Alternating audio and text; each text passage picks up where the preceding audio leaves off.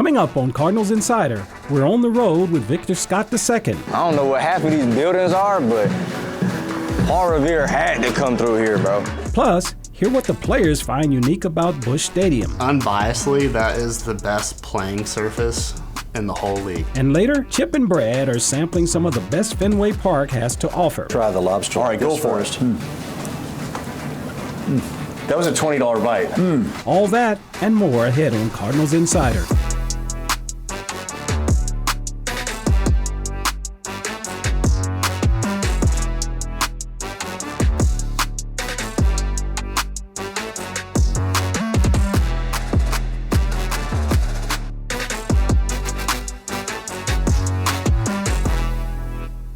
Welcome to Cardinals Insider. Victor Scott II appeared in 53 games last year.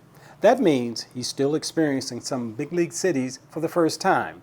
That was true earlier this year when the Cardinals visited Boston.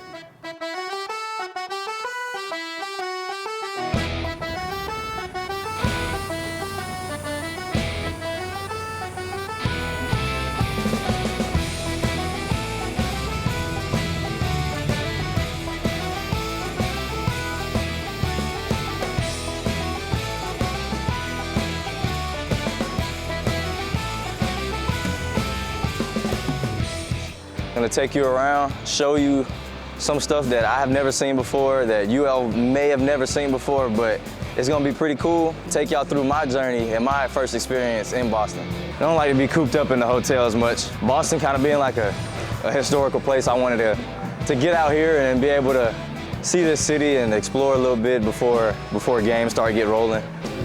I don't know what half of these buildings are, but Paul Revere had to come through here, bro. I think baseball takes everyone to places they've never seen, places that they would think they have never been. I mean, even Catuit, Massachusetts, been there, which is relatively close to Boston, but would have never thought I've been there. I thought I was like stayed in the South and been near Atlanta and whatever, but I mean, baseball would take you so many places that are unimaginable that you wouldn't even fathom to be, but it's taking you some pretty cool places. Like right here, we're coming up on like the Paul Revere house. I've learned about him when I was like in the 3rd, 4th, or 5th grade, kind of in that era, but he was the messenger. I mean, that was the guy who said the British are coming. So I'm here now, like a really historic artifact to be able to look at, to be able to go through, walk through. It's pretty special to me. Where the tea party at? That's what I want to know. Tea party gotta be somewhere close if there's water in Boston, right? I'm actually just kind of taking this in. I like being on boats. Like I said, I like being outdoors, but to be able to like come out here is really relaxing, to be honest with you. Like a lot of people are sitting down on benches. That's not a bad off-day activity. Chilling out, relaxing like that with your feet up. And got some of the most famous soup in Boston.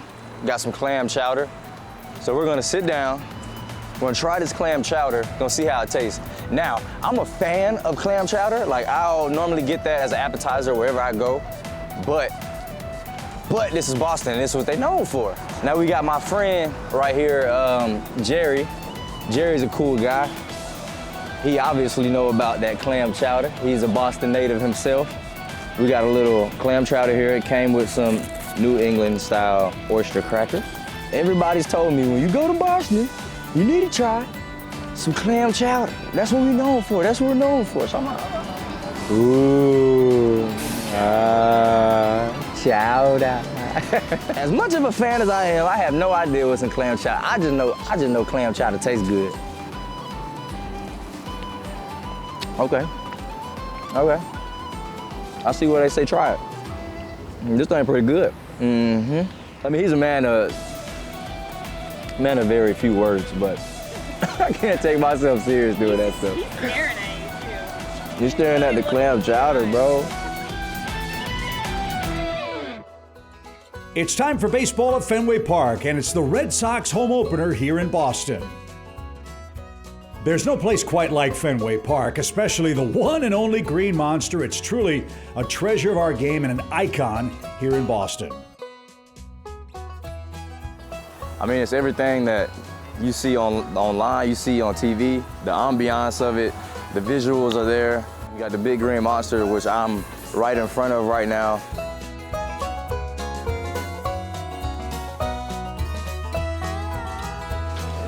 That's stuff right there. Piece of history. A part of history, bro. You know what I'm saying? Crazy.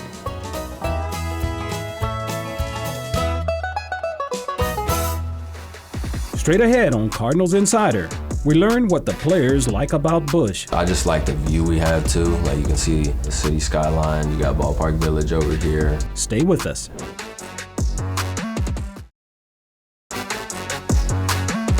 Busch Stadium has seen a lot of winning baseball over the years. It's a new age ballpark designed to have an old school feel.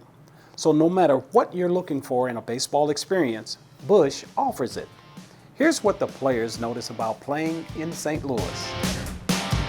From the banks of the mighty Mississippi, here in beautiful St. Louis, the Gateway Arch frames the crown jewel of the National League, Busch Stadium. The backdrop of it is probably the best in baseball. I love seeing the arch in right field. The arch. The arch. The arch. The arch. The arch, I just like the view we have too. Like you can see the city skyline. You got Ballpark Village over here. When you think of a ballpark, you think of like the home plate view. And I think Busch has one of the best skyline views in the league. Not a bad seat in the house here at Busch Stadium. A fun place to take in a game. I hate playing in domes. I do not like playing indoor stadiums. So I think just the openness and like those nice days in the summer when you can really get this, like the blue skies out and the sun shining and stuff like that. Like I think that really is such a cool atmosphere. Beautiful day at Busch Stadium in St. Louis. That's a great view of it. Personally, I like the big gap and the big outfield. In the air to right, one pitch, and one out. Well, you love the efficiency of Sonny Gray. Unbiasedly, that is the best playing surface in the whole league. Our ground crew does an amazing job. It's an elite surface. Busch is one of the best playing surface that is out there. Our ground crew does a really good job. We don't have a lot of quirkiness to our field, which does make it kind of nice. Like there's not like a weird wall here, like a weird, fence or, viewing area here or there. If you look, there's not a grass blade like out of place in that place. Beautiful field here in St. Louis. You got Big Mac land over there, and I love McDonald's, so it always makes me think of that. Albert hits it out to deep left. Number 701 into Big Mac land, and the memories just keep on coming. Like the fans, of course, cheering for us, the best. The fans. The fans. They love the game. They know the game. They're not just there just for entertainment in a sense. They want us to win. They want us to go out there and do our thing. So I think I love that about it. They just don't care about just the sport in general. They know actually the baseball game and they know what's going on. So I think just how involved the fans get with it and just the whole atmosphere of the stadium. Straight ahead, it's time to eat. Chip and Brad sample some of Beantown's treats when we return. You didn't say it right. It's chowder. Chowder.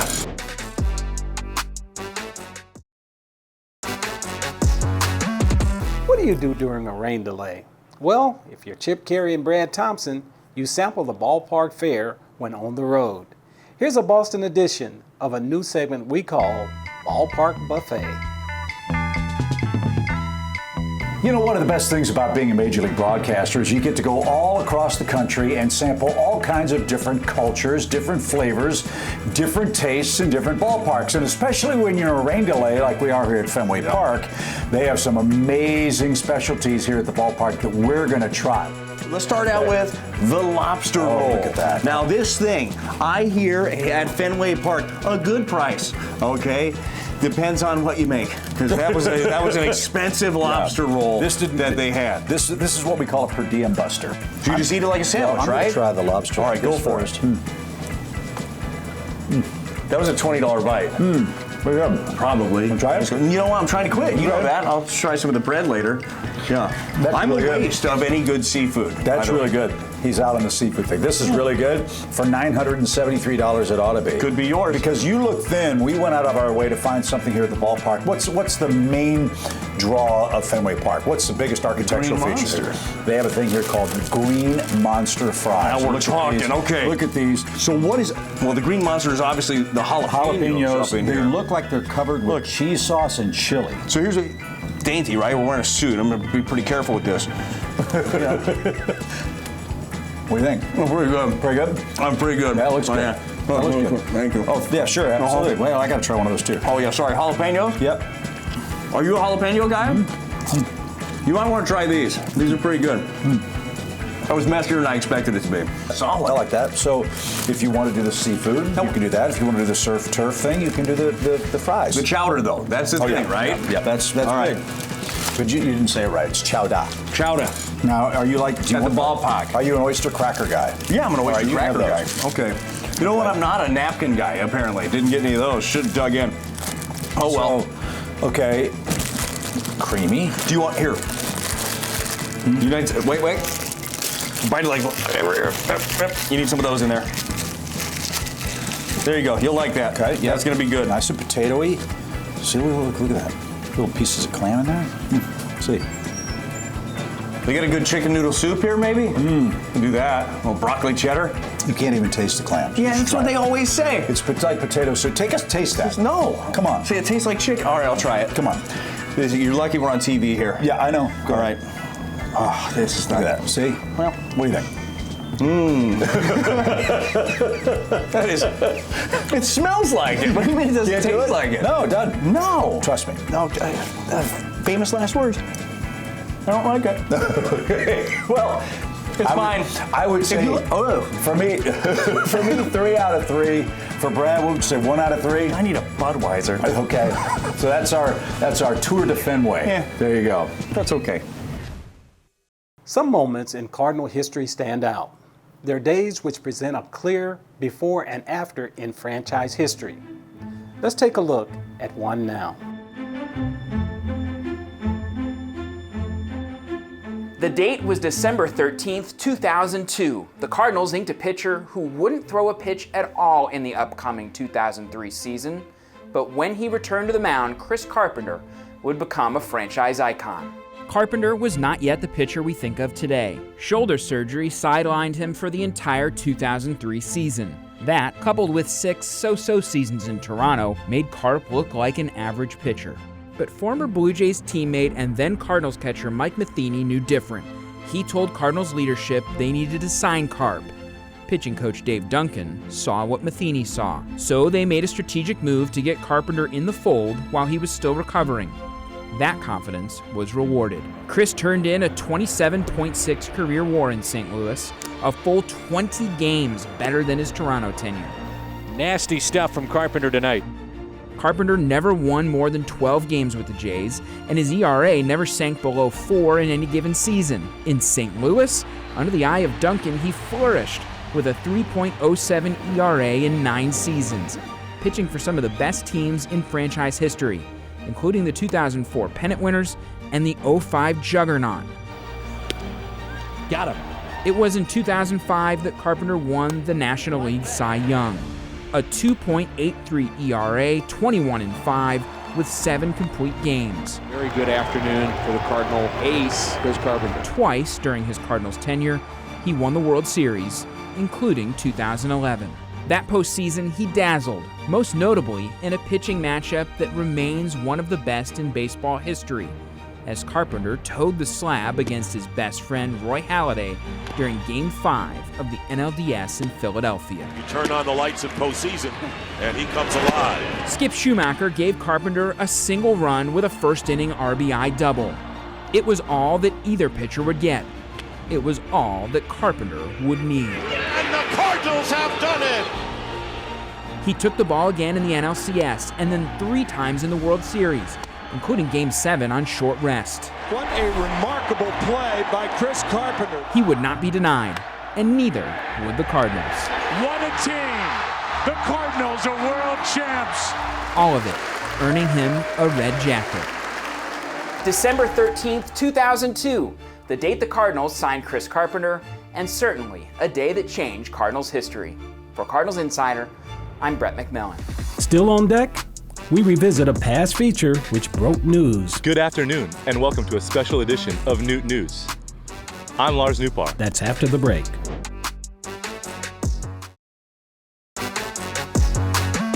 We're looking back at some favorite features as we celebrate 10 seasons of Cardinals Insider. For today's rewind, we head to Jupiter, Florida, where Lars Newpar took the anchor chair. Good afternoon, and welcome to a special edition of Newt News.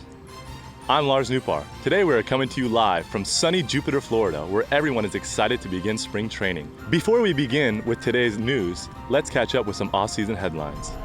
Tyler O'Neill welcomed a baby girl into the world. Congrats to Tyler and his wife.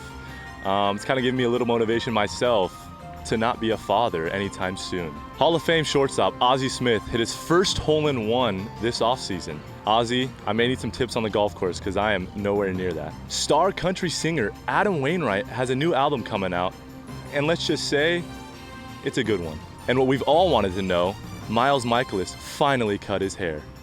My producers this offseason worked really hard to get me my first gig, so roll the clip. Get out of here! We have one question with you, Goldie. Wait. Not that clip. My apologies. This next one. I have the pleasure today of actually interviewing star catcher from the St. Louis Cardinals, Andrew Knizner. With Nolan going to play for Team USA, you may actually take some reps at third base this spring training, you know.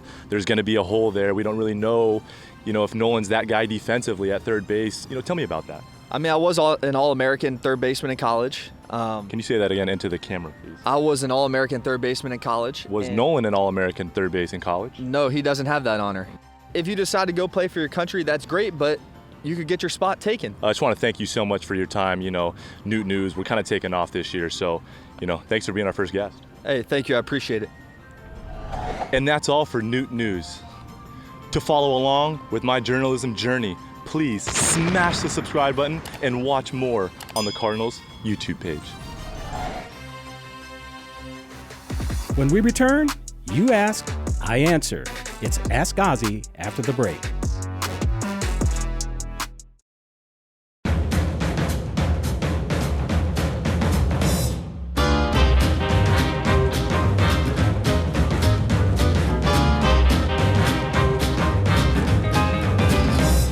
It's time for this week's Ask Azie. Asia in Phoenix, Arizona asked, do you have a favorite season from your career? Well, Asia, actually there's two. 1982, of course, was very special because that was my first year here in St. Louis and we were able to win the World Series. And then the second one would be 1985, where I hit a home run in the playoffs, which I think was a turning point for me from an offensive standpoint because my team at that point had become expected more of me from an offensive standpoint. So I felt I had become more of a complete player. So 1982 and 1985 were my two favorite seasons. Well, the 80s was very special for us because throughout the 80s it was all about running. We had teams that were designed to be able to cover a lot of ground. So running was a big part of what we presented every day. It's one of the things that I think intimidated other teams coming in here because they knew that we ran well and we could catch and throw the ball. And I think that was part of our winning ways in the 80s. I think people loved the 85 Cardinal team because there was excitement coming to the ballpark. They knew that a walk could turn into a double or a double could turn into a triple. It was the anticipation of how we were going to win. As a team, I think we came into the ballpark every day saying to ourselves, what are we going to do today to win? And I often think about other teams that have those losing seasons, and it's very tough coming to the ballpark saying to yourself, how are we going to lose today as opposed to how are we going to win? And I was very fortunate to play on some teams in the 80s that every day we came to the ballpark, we knew we had a chance to win, and that's reinforcing for not only us as players, but the fans as well. Thanks for the question, Asia. To submit a question, visit cardinals.com/insider and click the Ask Azie tab. But for now, don't go anywhere. There's more Cardinals Insider after the break.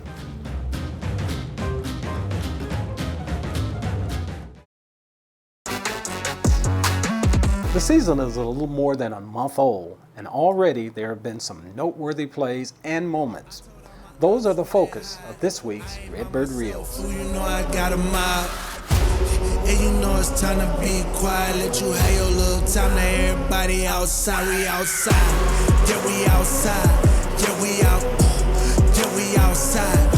We outside. Yeah, we outside. Yeah, we out. Yeah, we outside. Okay, what's up? Swing, fly ball, pretty well hit. She is gone. Crowd wants a curtain call. They get one. Swing and a long drive to left field. Back to the wall. It's out of there. Swing and a drive. A solo home run, swing and a drive. Herrera fires another way into Big Mac land.